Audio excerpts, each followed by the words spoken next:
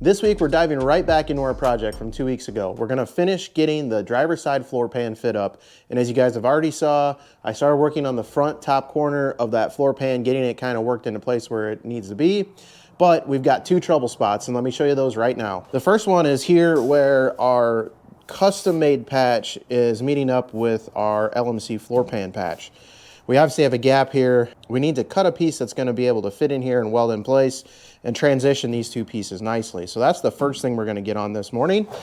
And then up here in this corner, you can see we got a pretty good sized gap up there. This is probably about a ½ an inch thick and maybe a little bit more even up in the corner up here. So we're gonna have to cut just a sliver of a piece, unfortunately. It's just too big to bridge with this sheet metal. We're gonna have to cut a little sliver of a piece to fit in there. It's gonna require a little extra grinding and blending work to make that look nice, but ultimately this is all gonna be under a carpet and you're not gonna see it from the bottom side anyways. So we're gonna get this piece fit in, cut and fit in, and get this all kind of tacked up and welded into place.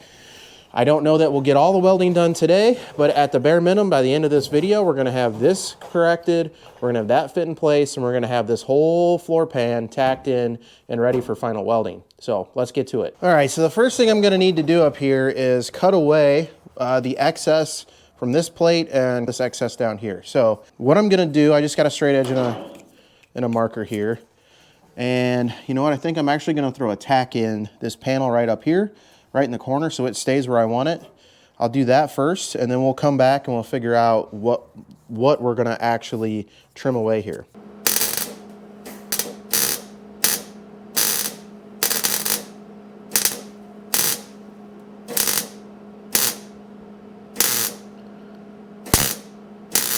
So I got that tacked up. The original floor pan is still pretty crusty and I didn't really clean that up, so the tack's kind of ugly, but we'll come back and clean that up.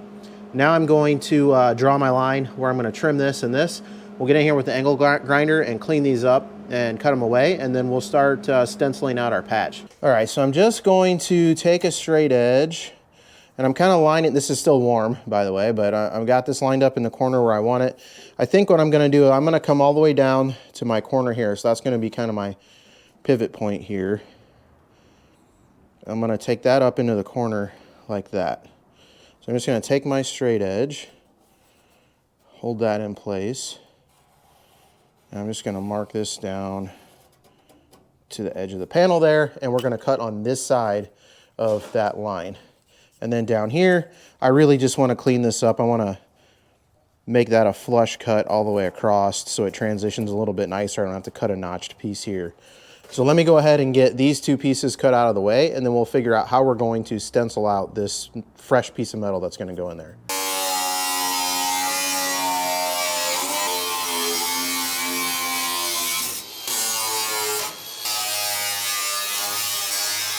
All right, so most of the stencils and things that we've been doing out of poster board.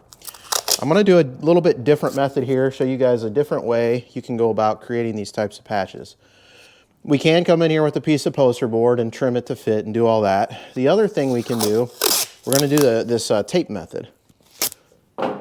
So what I'm going to do is I'm going to lay some tape down over this joint here.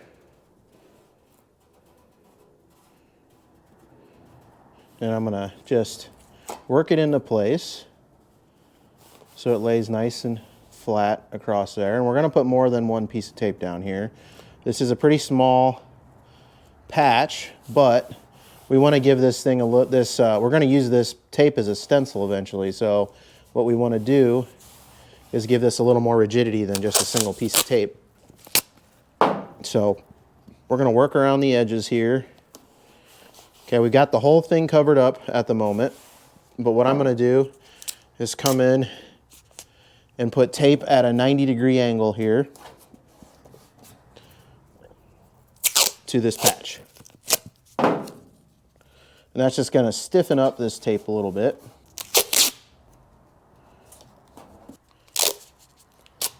Now you can use this for any type of patch you're doing, any shape. You should be able to make this work.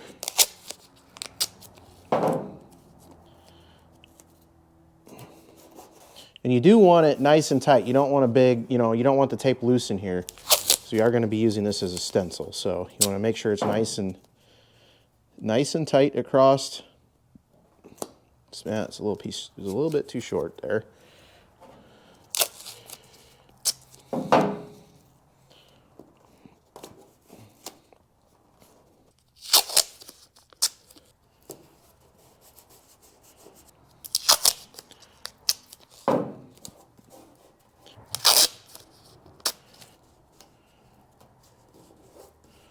Now we've got our whole gap covered up here, so we're just going to rub our finger across the edge where these are going to be welded together and kind of bring that edge out. You can see I'm bringing the corner of that out just by pushing the tape down there. We're going to do the same thing along this edge. We're going to bring that edge up. And you can do that similar method that we've done on the white, where you put a little dirt on your finger and you rub these edges in. The other thing you can do is just grab a marker, and we're just going to mark right along that ridge line where that edge is. And we'll probably leave this a little long on the back side because we can always mark it to fit. And for our reference, we are going to have one little, I'm going to just put like a dashed line in here because we're going to have one little bend in here where the panel is going to be bent up. So we've got kind of everything we need for our stencil here. The next part is going to be to peel this off and trim out exactly what we need. So I'm going to go ahead and peel this off.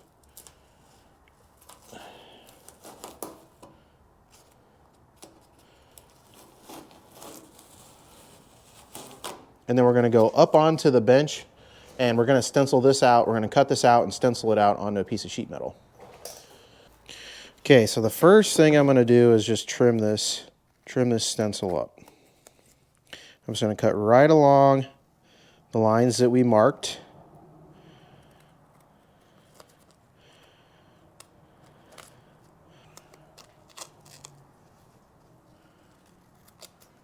Now I've got my stencil cut on. You can even see it's still kind of holding that shape a little bit, where this piece is going to be fairly flat with a little bit of a twist in it, and then we're going to have this kick up at the bottom. And what we can do now is we can take this stencil and we can literally just stick it right down to a piece of sheet metal that we're going to be cutting out. So we're going to go ahead and flatten this out. And as we flatten this out, that's okay, because we know that this stencil is the amount of sheet metal required to fill that gap. So we'll still be able to stretch and bend this sheet metal the way that we need it to contort to fit into the space.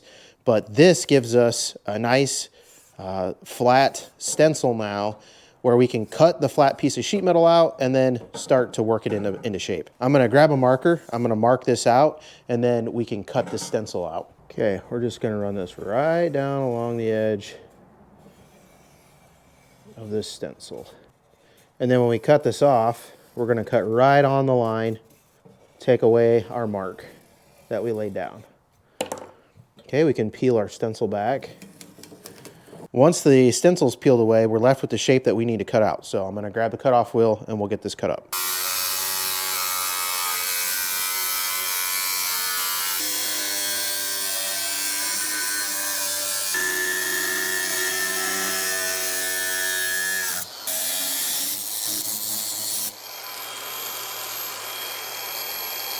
All right, I got my piece cut out, and like I said, I did leave a little bit extra on the back side because when we get this kind of fit into place, I just want to make sure that the back edge of this lines up nicely, because that's something you're not going to see it because the sill plate's going to go over the top of it as well as the carpet, but I just want that lined up nicely in the corner. So I'm going to go ahead and clean this up with the die grinder. We'll start getting it fit into place.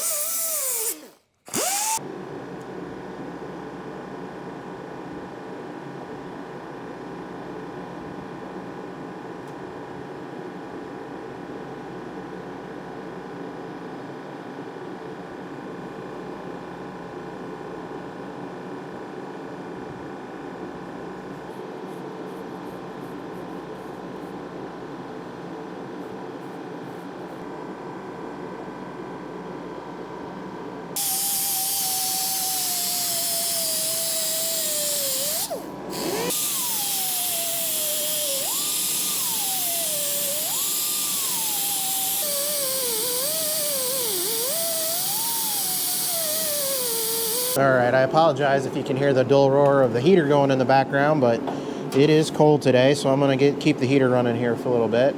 So what I just did there is I trued the size of this patch back up using our original stencil that we cut out. I just stuck it back on and kind of marked the edges up where there was too much overhang and took that down with the die grinder. Now I'm gonna come back and mark where we had this bend. So I'm actually going to fold our stencil over right on my dotted lines there. I'm going to mark our patch here. And that's just that'll give me a good reference for where to start with the shaping of this panel. So I'm just going to take my little sheet metal pliers here, sheet metal vice grips, and I'm going to grip right on that line. I'm going to give this a little bend to get started. And we can adjust as we go. See how we need to get this to fit. Obviously I bent that too far, but that's all right. This piece also has a bit of a twist in it, right? So you can see it's kind of flat here, and by the time you get here, the angle's not quite the same. So if you look at the difference in steepness, the planes of my hands here, you can see that this thing is twisted just a little bit. So we'll maybe see if we can put a little bit of a twist. That might be a little more difficult to accomplish. No, there we go. Just put a little bit of a twist in it. And we're really just guessing to get started here. We just want to get close. We just want to get close so then we can start getting it fit and trimmed where it needs to go. Gosh, guys, that looks pretty darn good already. I can see I'm going to have to trim a little bit more up around the top here. And a little bit more down in the belly of the piece here, but ultimately that's looking really good so far. We may be a hair off on our bend down here, but I'll see if I can get that reshaped. We may end up having to cut and reposition this, but we're pretty darn close. I mean, look at that, guys. That's just some really rough fitting. You get the idea of how this is gonna look in here. So I'm gonna go ahead and start trying to refine this a little bit. We'll take a little bit more off with the die grinder. And then once I'm feeling really good about it, we're gonna start tacking this thing in place and getting it into its final shape.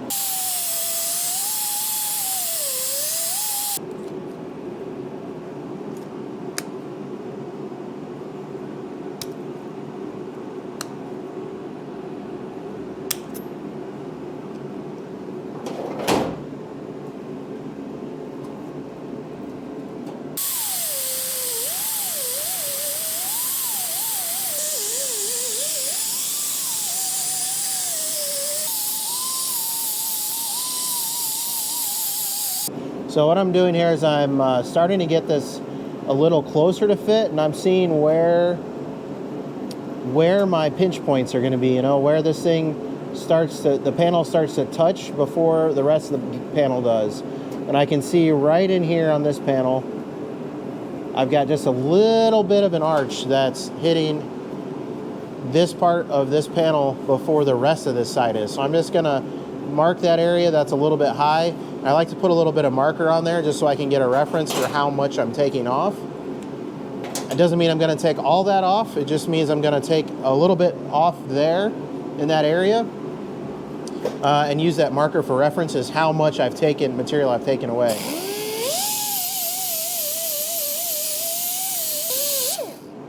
Okay, take a pretty good amount there. It's much better already. My piece is just a hair too big still to fit in there flush. So I'm gonna go ahead and clean these edges up as well, do my last little bit of fitment here, and then we'll start getting this all tacked in.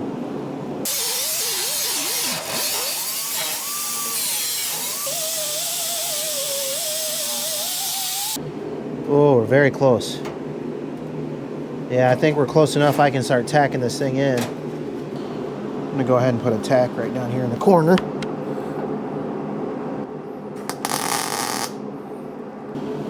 Now we can start working this thing into place.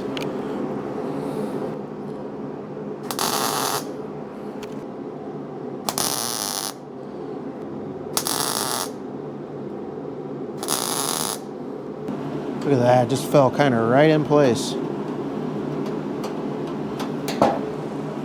Nice and flush there.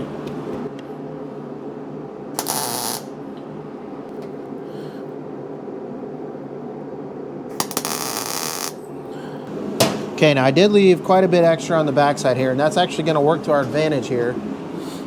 I need to, as we're bending this in place, it's kind of pulling this away, and having that little ledge on the back is going to allow me to hammer on this. I can actually even take a short pry bar here, put it on my side, and try and knock this over where I want it. Because we're going to end up trimming away the back side of this anyways. So having it all dented up and everything while I'm doing this doesn't make a whole bunch of difference here. So I'm going to knock this over in place where I like it. And we'll get it tacked in the back side, and then we'll hammer in down in this corner here to get all that fit up nicely.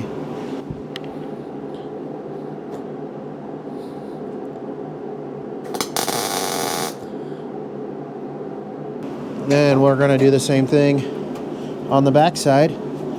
Just going to push those two flush, put a tack in.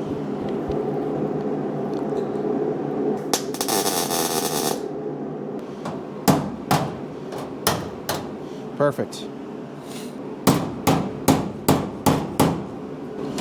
Now I'm going to work my way back up this way, getting everything flush.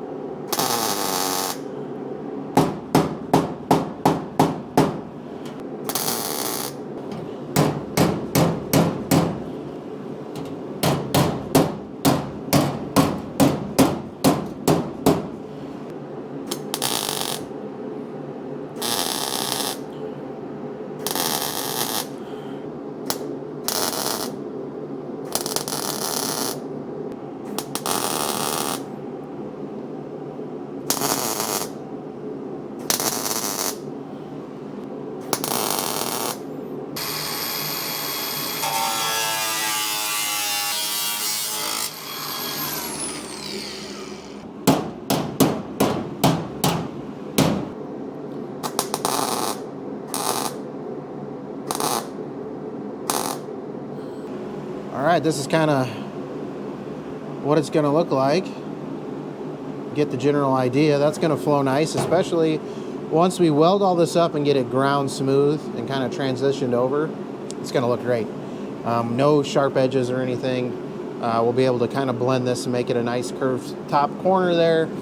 You can see the floor pan kind of transitions all in nicely there. So that's where we're going to leave this for today. The last thing we're going to do today is fix up this gap up here. I'm going to get up in there. We're going to do something very similar to what we just did with the tape method, and I'm going to tape in that corner. This time I'm probably only just going to use a single piece of tape in there because it's a really small fine sliver that we need. We don't have to go too nuts, so I'm going to go ahead, get the tape up in there, get it marked where we need to cut, and get a little piece trimmed out. And then once we get all that tacked up, I'll go ahead, I'll put a few tacks in the flange up here and the one on the side and kind of down in the floors here. And the floor pan will then be stationary where it needs to be. And all we'll have to do is the finish welding, which I'm not going to make you guys sit through today. But really, I want to get this thing fully fit in so you can see the whole process from the video 2 weeks ago to today. I do think I saw one comment that said the floor pan looked really shallow.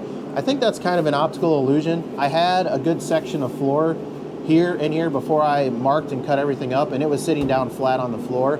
I think because this is all black, you can't really see where the floor transitions up. It really is the same depth as the factory floor pans as far as I can tell. So I did want to address that one comment here, but everything else, I mean, is looking really good. We obviously have a lot of welding and grinding to do with the rest of the truck, so we might as well add this all in to that pile as well. So let me get up there, we'll get that corner fit up, and we'll do our last kind of fitment on the driver's side floor pan. Okay, I'm going to take a piece of tape, just lay it in this gap, just like that. And then just like before, we're gonna pull out the edges with our fingertip here. A little easier said than done on this piece. So you know what I'm gonna do actually? Now that I've got this tacked in, I'm actually gonna hit this with a hammer. So I'm gonna pull this piece off because right now, the bottom piece is significantly further forward than this back one. I do have this tacked on the two ends, so I'm gonna hit this with a ball peen hammer and try and stretch this piece a little bit out just so that it's a little bit closer to this edge and we don't have, see, right now if I run my finger straight down, you know, we got probably a 1/4 inch or so offset. So we wanna eliminate that, get this out flush where it's gonna sit flush, and then we'll start looking at what we need to do to patch, because honestly, if I beat this over a little bit, we might get it close enough that we can bridge the gap up to here, and then I might just need something up in this corner to fix this corner. So I'm gonna go ahead and hit this with the ball peen and see what happens here.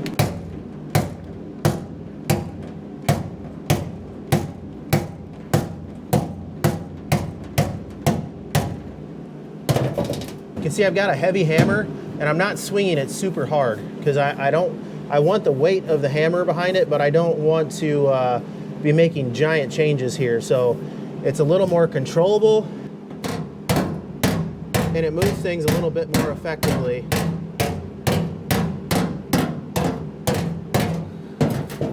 I've reduced that offset pretty significantly. I still have a pretty good sized gap up here, so we're still gonna need to cut something up into here to fit, but we're getting a little better. I'm gonna keep going with the hammer here.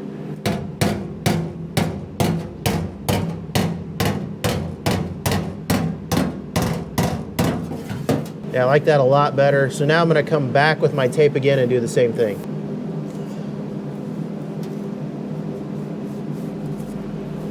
Yeah, this is much better. Now I can actually get both sides marked up here.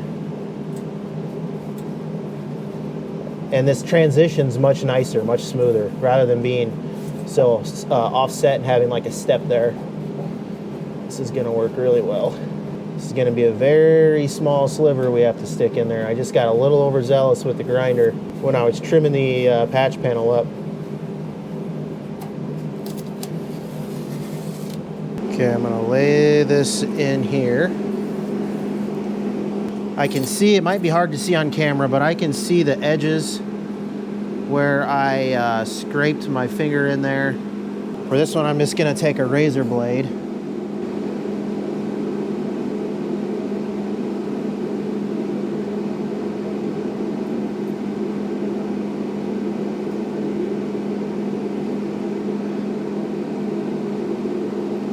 And I'm just cutting along my lines here.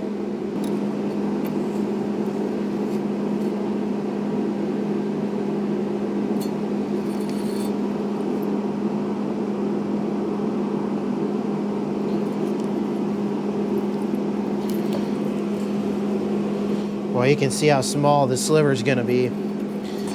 It's going to be a little bit tricky to cut out, but we'll do the best we can here. I'm going to color in along our cutout. Okay, now we know what we need to cut.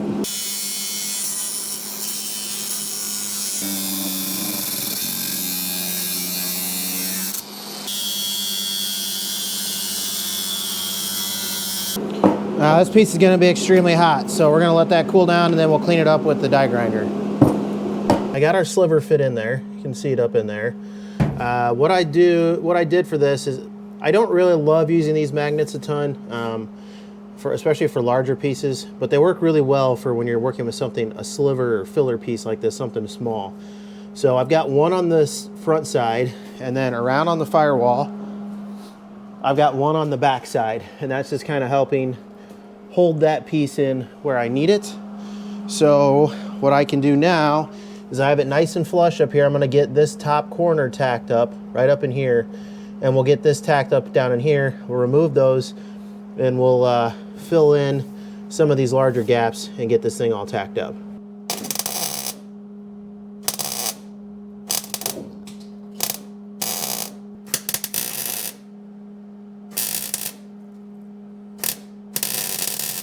I burned through that piece and I popped it out of flush, unfortunately. So I'm gonna have to cut some of this away, get it repositioned.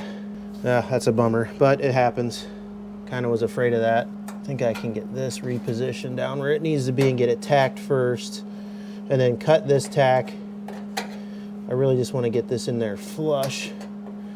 Something like that actually is perfect.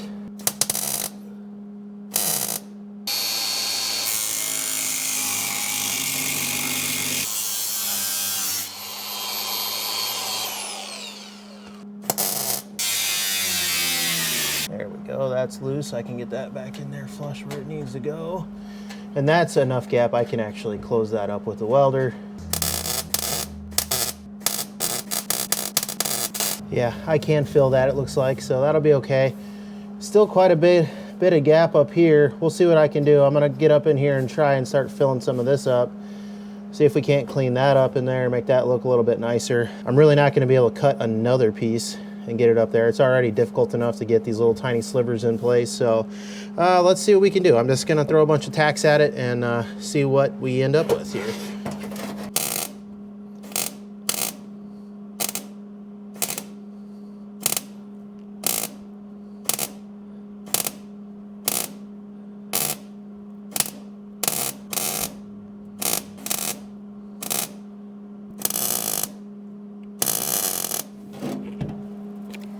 There we go. We got that big gap mostly closed up already. So it looks like crap now, but when we come back in here with the grinder and clean all this up, it's going to clean up just fine. A lot of grinding to do to get up in there, but it'll look much better once we get all the holes filled up and get it all ground back down smooth.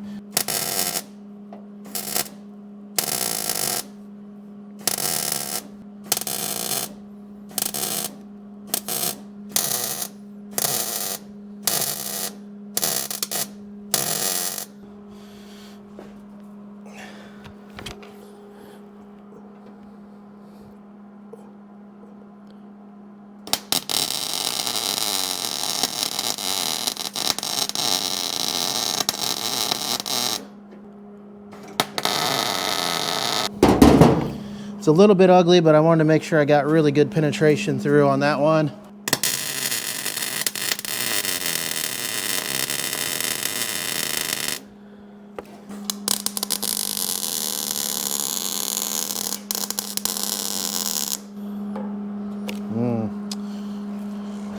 That's a little ugly. I had a bunch of slag in my shielding cup, came out with it.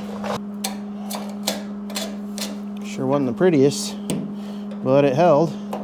Okay, I want to get one more of these welded up here.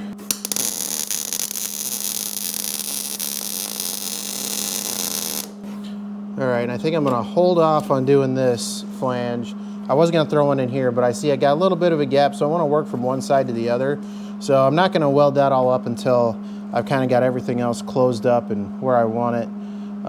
This is all looking really, really good, guys. This is like how much stronger everything is. It's unreal once you start tying everything together. Boy, that's really ugly.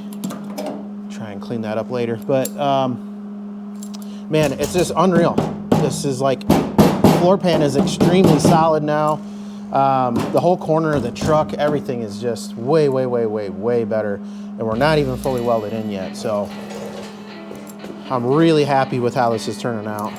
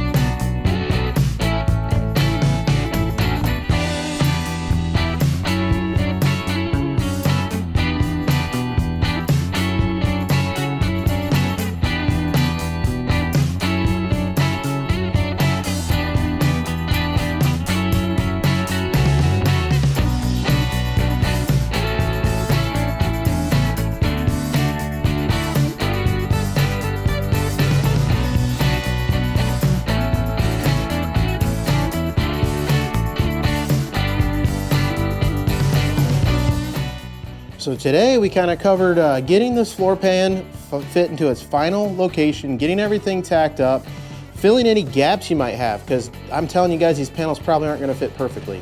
You're going to have to do a little bit of manipulation. You're going to have to try and make these things work for your application as best you can, depending on how rusty your floor pans are and exactly how much you're replacing. So I'm really happy with the fit up on this. I think, you know, it's going to look really good considering you're not going to see any of this anyways. It has eliminated all the rust. I showed you how to fill small gaps up here. Obviously we've got a lot of cleanup to do up there yet, but we've now got manageable gaps everywhere that we can weld up, clean everything up, and it's going to look really nice when it's all said and done. So I'm really happy with that. I think that's a good stopping point for today. I got miles of stitch welding to do once again, so I'll probably get out here one night. I don't necessarily need, I've said it a few times now, I don't know that you guys need to see all the stitch welding. You've seen it on every other part of this truck so far, but it's coming along, guys. We're getting very near to being able to jump over to the passenger side, get that knocked out. Once I have the floors under control, which I've got the floor repairs, and then I do still have this one repair I need to do along underneath the bench seat here. Once I've got that side done and that repair done, we're going to switch things up and bring the chassis back. I'm just ready. I'm ready to put this thing back on the chassis and start getting things fit up. I don't mind working around the chassis once the cab's sitting on it. I want to see this thing as a whole truck again. So I want to get everything back together, looking like a truck, and see how much lower the chassis is, all that stuff. I want to do all that. I think that'll be a really motivating thing for me, and I'm really excited about it. I'm excited for you guys to see it. And then we can switch things up. We can start working on plumbing brake lines, plumbing the fuel system, doing all that kind of stuff. We can switch it up from doing sheet metal, because right now, as you guys know, I've been plowing through sheet metal since about mid summer when we started doing all the bed conversion stuff. So much work. But we're getting there, guys. We're getting there. I'm feeling really positive about this. It's hard to even explain in words how much more solid everything is and how much more solid it feels. It looks like a truck again. I'm just so excited, guys. Hope you guys had a Merry Christmas, and I hope you have a Happy New Year's.